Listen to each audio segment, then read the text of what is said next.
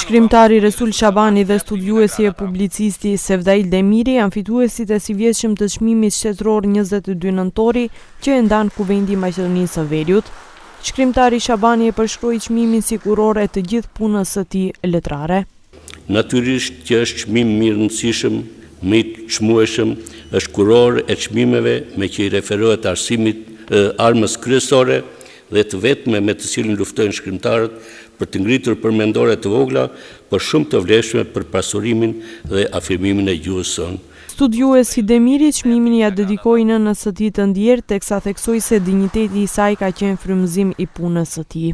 Çmim ja dedikoi nënës sime të ndjerë, e cila pa fajin e saj bashkë me familjen ishte viktimë e sistemit të kaluar, duke vuajtur që në fëmijërinë e hershme në përkambet e internimit.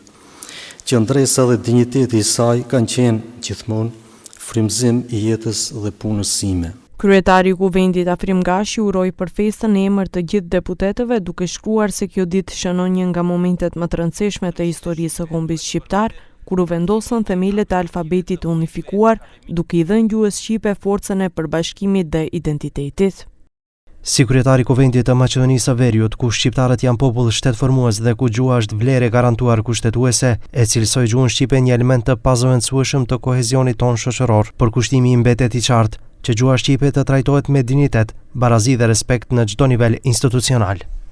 Çmimi 22 nëntori jepet si mirënjohje për figura nga jeta politike, kulturore dhe shoqërore në Maqedoninë e Veriut, të cilët kanë kontribuar në avancimin e bashkëjetesës ndërnjerëzore dhe mirëkuptimit të ndërsjellë ndërmjet pjesëtarëve të bashkësive, kulturave dhe feve të ndryshme.